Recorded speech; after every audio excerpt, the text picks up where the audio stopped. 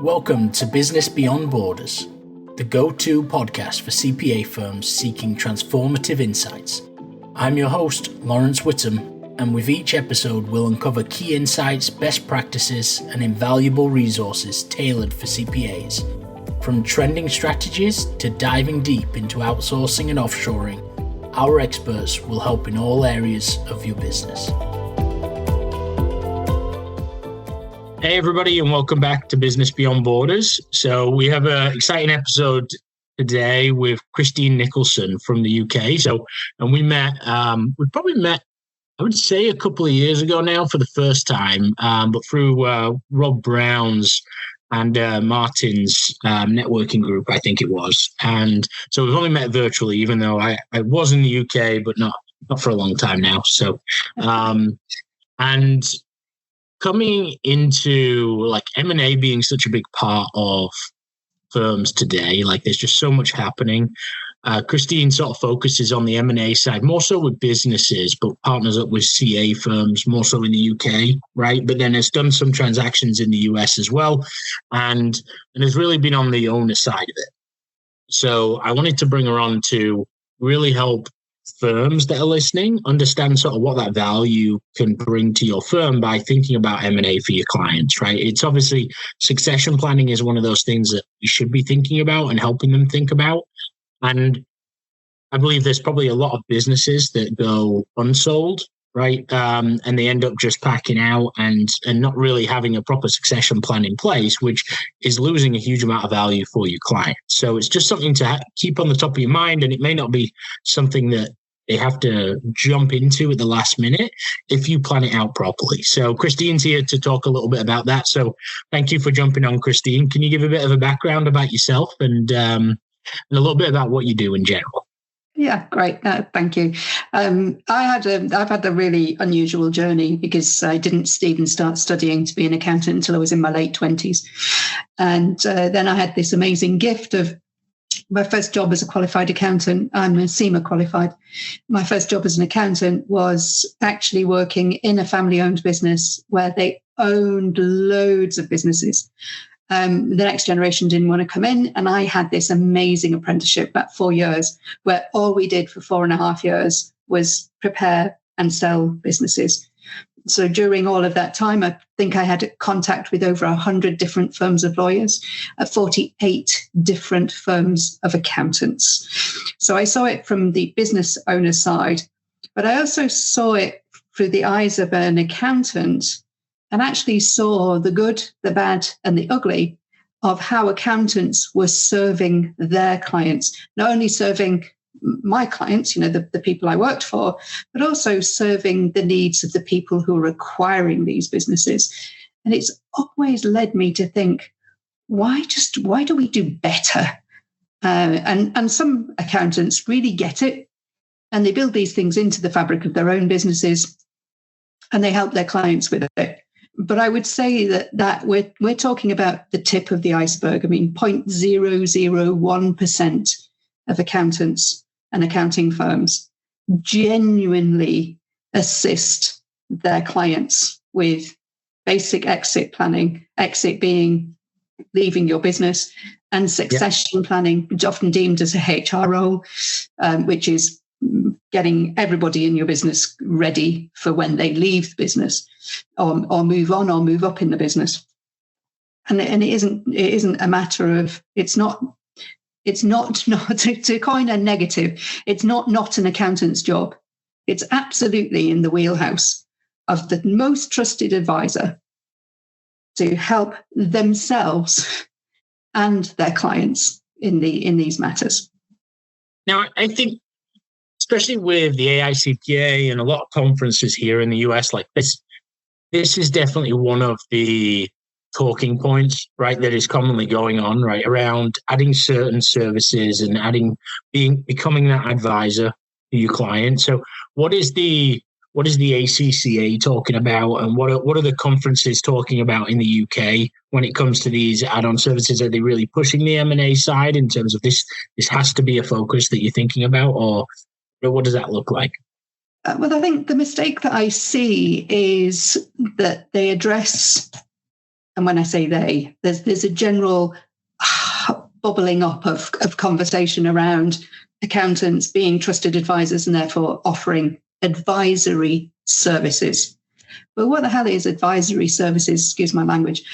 What are advisory services? And I think that because this is like this fluffy cloud of amorphous mass, can be anything, when actually if we just focus on what's the one thing that absolutely every business has to address or lose significant value, and that is always, how am I going to get out of here and translate the value that I've built into cash in my pocket? And that's the case for accounting firms as well as their client firms.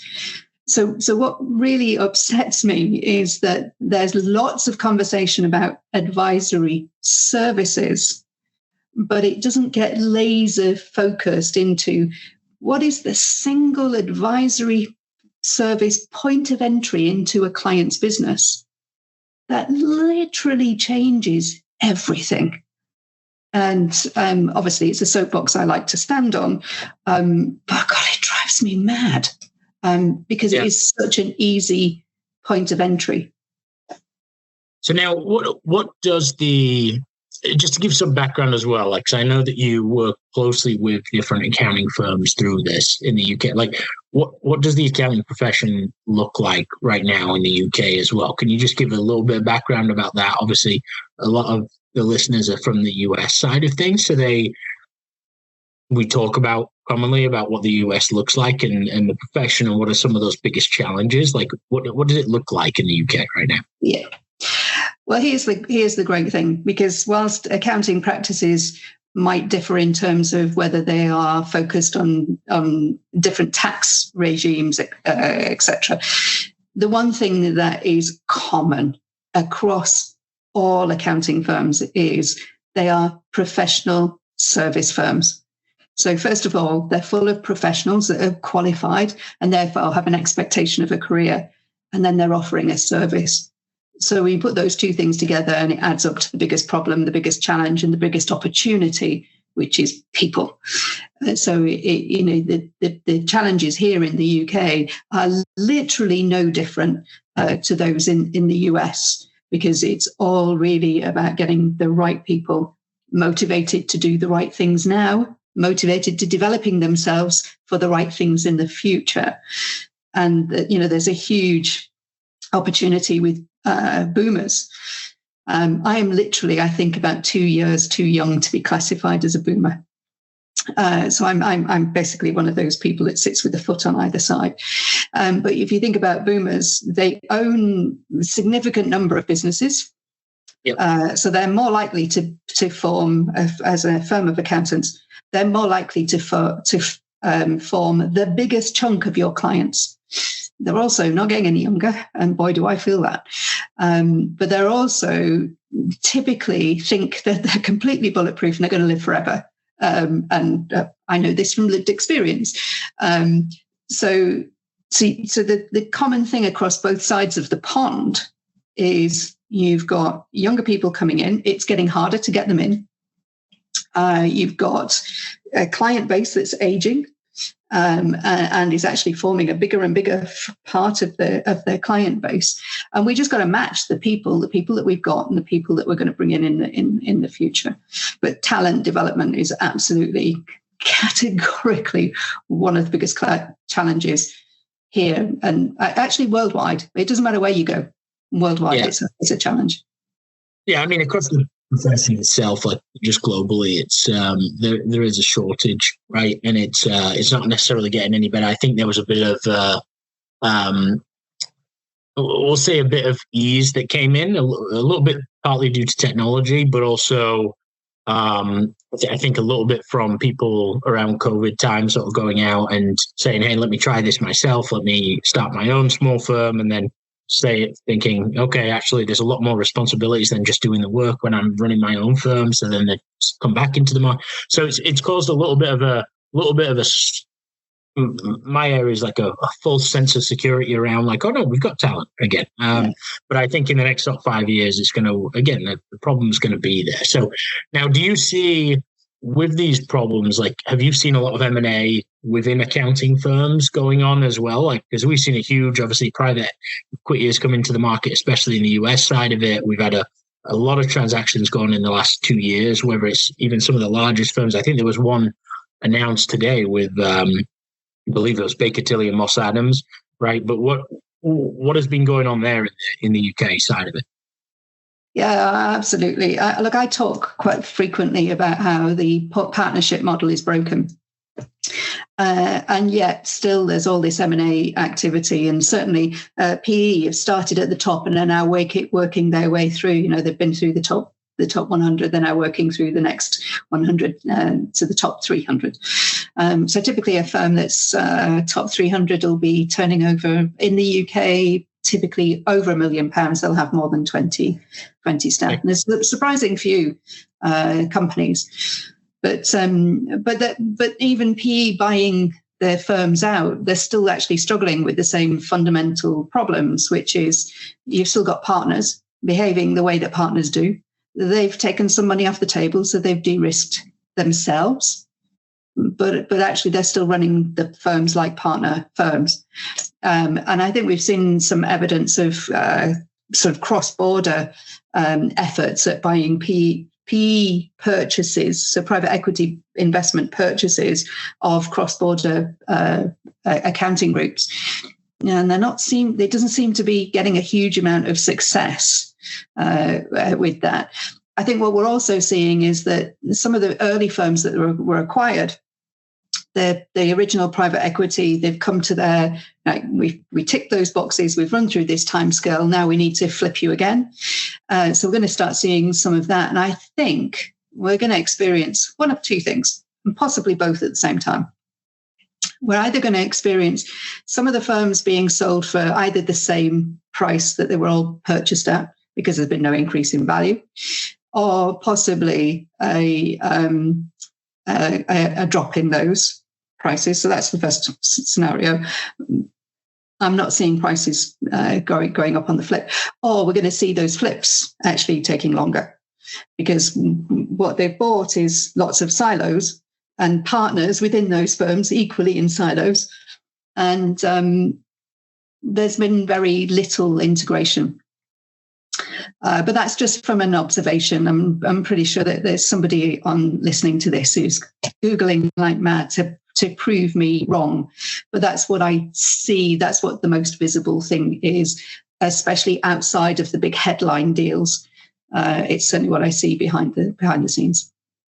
Cool. No, that's good. That's good to know, because I would definitely say a little bit different in the US from what I'm hearing, right? Again, I see and I know a few private equities that have done pretty well. There's only a few that have really, like, I would say, more successfully been able to integrate a few firms together, right? And again, there's a few of them, clearly it's working because they're still rolling up, right?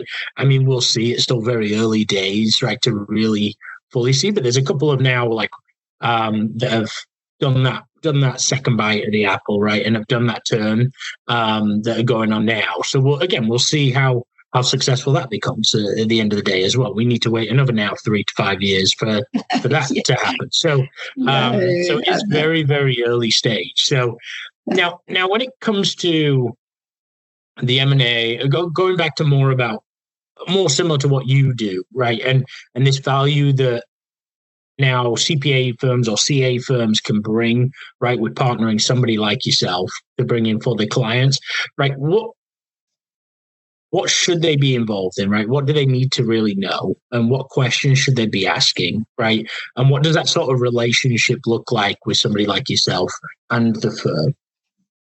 Brilliant question, because obviously it's not about me. but no, in all seriousness, there's one question that I wish every client-facing person in an accounting firm would ask, which is, and it needs to be really, lean in and be casual. So what are your exit plans? Because if people say, and you'll get a couple of different responses. Most people, if they're really honest, will go, oh, I haven't thought about that because I've been too busy doing the doing. Yeah. Some people will be completely self-delusional and they'll go, I am never leaving my business. And for those, I lean in even further and go, oh, great, let's go into a joint venture, because if you're going to live forever, I want a bottle where it is that it makes you live forever. But it is literally one key question. This is the question that can significantly increase your fee income. And that is, what are your exit plans? Because that leads to, it's not a yes or no question for a startup. And it also leans to somebody, a business owner. And actually, you might even want to ask yourself this in the mirror if you're a practice owner. It leads to the question is, well, if I have this plan, what's going to happen next? And then it's, so what needs to happen for that to happen next?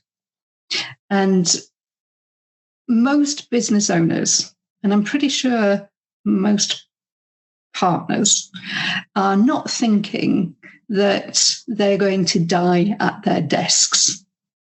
I'm pretty sure that's not the case. And those that are thinking that, trust me, you will be on your deathbed regretting it. Because you typically be all on your own and there'll be nobody to take care of you, and you'll just wonder what the hell your life was all about. Again, apologize for the language. So just ask that one question. What are your exit plans? Rephrase it in whatever way you mean, but you will be absolutely stunned by the reply. It was like being like watching a lily on the water. So lilies close at nighttime and they open during the daytime. Asking, though, what's next is like shining sunshine onto a lily and letting something completely open. I think that's maybe, and again, this is just from trying to look into, again, knowing a lot of firms, knowing a lot of partners, right, and talking to them over the years. Maybe it doesn't come as naturally asking that question a little bit because they are generally a partnership rather than single owner, right? In a lot of cases, like we as accounting firms run very differently and are structured very differently. Like, yes, we're the same as somewhat law firms in a lot of cases, right? And certain other professional services, but there's the majority of businesses, yes, they may have a couple of partners or a few partners, but they have a corporate structure, right, or a very family-owned structure, right, or a very different structure than the way that a firm happens. So when a firm is there, as long as you are actually bringing people up the ranks and putting them into new partners, right, you can have more of a foresight of what that succession looks like a little bit, right, compared to, but a business owner doesn't necessarily have that at all, and a lot of them probably don't have that in the same fashion. So it could be, again, maybe one thing why they don't see it quite as that piece. But where do you come in there, right? So they've asked that question and they've sort of asked about, okay, what's the exit plan, right? Is it hey, listen, it's in the next 5 years, right? Or it's in the next 10 years. Let's bring Christine in now. And again, it's not for a big service, but it's okay, let's at least put a more detailed plan in place for those 10 years, right? Or 5 years. Like, where do you say, yes, this is a good time to talk? Yeah, well, I mean, today is always a good time to talk because nobody ever, literally nobody ever has said it's. I prepared too early, especially in business, because fundamentally, exit and succession planning is de-risking the business. So if you think about it, any form of succession planning, ensuring that you've got all the people that you need, exit planning meaning that you're going to leave one day and you want to create some value that you convert to cash in your pocket, there can never be too early for any of those preparations. That's why it's never too early to have that conversation. I mean, with your clients as an accounting firm. So actually, when they say what's next, and they've actually told you the whole story, that typically, I guarantee it, the most thing that their business owner will say, and perhaps the thing that you even as a partner will say, is, it's all about the business. Like, this is what I want next for the business. Well, hold on a minute. If you're a founder, then you want to have a moment of complete selfishness. And it's, usually business owners put themselves last. They eat last. They pay themselves last. They are the ones that do the most sacrificing. They're the ones that work the longest hours. So where I come in for this is actually having that very personal conversation about what's in it for you. So there's always got to be, how much is your business worth now and how much do you need it to be? And again, I ask those questions in much more of a what's in it for me, as in the client way. From an accounting firm, there's valuations and management accounts and all that kind of stuff that you could really, that's where all the value is. So here's the second thing. How do I get what I want out of my exit? And when you've got a plan for yourself and how your business serves that plan, and this is often something that an accountant can't necessarily talk to. It's certainly like my magic power is not being an accountant. My magic power is understanding the services that accountants can really offer and how to get the client there. But you've got to get the client there. And quite often it's not through asking about the numbers. It's asking what's in it for them. And so when you've got what they want and you match that now with what the business is currently worth and what it needs to be worth, now what we need to do is get the business owner or partner out of the day-to-day grind, leveraging the people within the business to do the things that are required so that in activity that increases the value and gets the business owner to their desired personal exit, as well as get the business to achieve its ultimate value. Because the value can be extracted by the business owner, but the long-term value in the business is if the business can keep going without the business owner. Yeah. And that's the key aspect of matching the numbers, which the accountant can deliver, with the human behavioral, psychological side of it, and bringing the two together. One of the things one of the things I absolutely guarantee people that I work with from an accounting perspective is, if you, from a client perspective, my clients go back to their accountants wanting more services, wanting more focused delivery, wanting better advisory services, and definitely going back in for a higher fee. But here's the other thing. They also have a higher expectation of what the accounting practice is going to do for them. It's not here's some compliance for which I'm going to have to pay a fee. It's, I want some services where you, the accountant, are going to help me increase the value of my business, because then you'll make me really happy. Yeah. Now, what does it look like? What do the owners need to be thinking about, right? So some of those key factors, can you give me 2 or 3 of those sort of key factors that when you're in there talking to the owner, right, they should be thinking about, whether it's, again, you've mentioned already about the owner dependence on the business, right? Getting them outside of that working side of it. And again, this is one of those things that I talk to firms about in terms of the partners themselves, right? They need to start releasing work, right, in a lot of cases. But what are those other important factors that a business, just let's say they're already down the line, they're an established business, right? They are thinking succession in the next sort of 3 to 5 years to some extent, right? But what are those things that are ideal for them to really be considering now and thinking about more heavily? I can give you three things. And these are the 3 reasons why business sales fail. So you go through all the effort of going to market, etc., and it all falls down somewhere. So if you can think about these 3 things, then the likelihood of your business being sold rises. The likelihood of the sale succeeding increases. The likelihood of the value being extracted is higher. So the first thing is reliance on the business owner. So let's put this in the context of an accounting practice. How many decisions you make on a day-to-day basis that no one else in the business can make will dictate how much your business is worth. And just for the correlation perspective, the more decisions that you're making, the more you feel like you're the valued member of the team, the less your business is worth. It doesn't matter which businesses it is either. These are universals. Second reason why businesses fail to sell is poor financial reporting. Not just today, but all the way in the past. Poor forecasting, poor budgeting, poor measurement of actuals, poor evidence that they've been doing well by design, as opposed to succeeding like anything by accident. So the more you can show it's by design, the better it is. And the accountants are absolutely perfectly positioned to offer this service. You should be working with the client at least 3 years before they're sold, so that they've got nice, clean reports, etc. So that's the second one. And the third one's the biggie. It's the due diligence process. And here's the thing. Most accountants have never been through an exit. They don't actually understand what a due diligence process is. They might understand the theory of it, but they've never had the lived experience. And I have had the lived experience more than 100 times. So one of the things that when I'm working with accountants is actually show them what that lived experience is, so that they can actually better support their clients, which means that when their clients do sell, then they're more likely to retain the accountant that provided them with the most support. So I've had clients who've sold and their existing accountant has been retained, even though the acquirer had their own.